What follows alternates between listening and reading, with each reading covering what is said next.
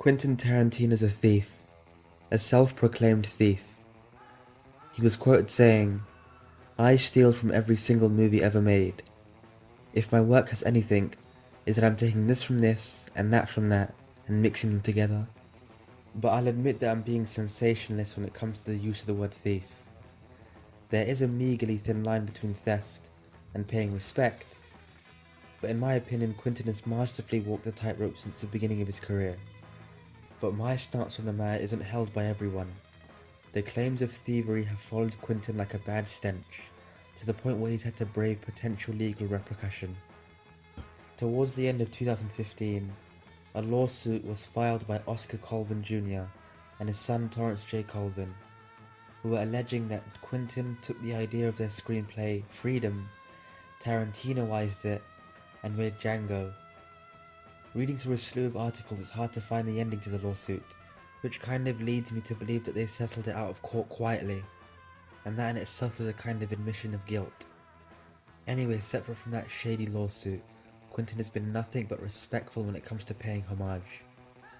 In this video, I'll talk about the sometimes overlapping dichotomy of plagiarism and making tribute, and how Tarantino stayed on the right side of it his whole career. The main differentiation between blatant plagiarism and what Quentin is doing is intent. Stealing is inherently opportunistic, like when a film becomes a surprise hit and a cheap knockoff studio hurriedly makes a haphazard copy. It's not because they genuinely love the source material, it's for a cheap buck. Tarantino, on the other hand, grew up in awe of the people he eventually paid homage to. It was organic. He didn't set out trying to reap the praise of the people whose shots he imitated. He's bowing down and giving his resounding approval. The other common thread in all of Tarantino's tributes is that they're classics. Films made by people who've had their careers cemented years ago. It would be ridiculous to even attempt to brand it as his own, because it would be realized immediately. He doesn't take from marginalized up-and-comers.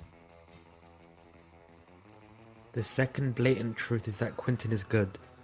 Wildly good. His grimy, gratuitously violent films, told in unchronological order, is now unanimously seen as his style. There's enough he brings to the table that the odd co-opted shot is allowed. Also, he isn't reprimanded because he never steals major plot points. He would only replicate striking imagery that he thought would fit into his own original film, like the silhouetted man walking into the distance. It also follows the rags to riches story of a former video store clerk with no prior film experience, going on to become the defining voice for film, and then in the end, using the very same shots he used to obsess over in the video store. To wrap up, Quentin is a true lover of film, a filmophile if you will. He incorporates the ideas of others he considers mentors out of admiration, not out of trying to get ahead.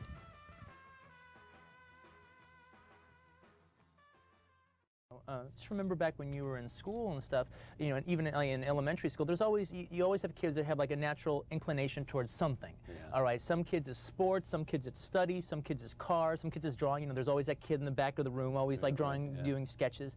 And with me, it was movies.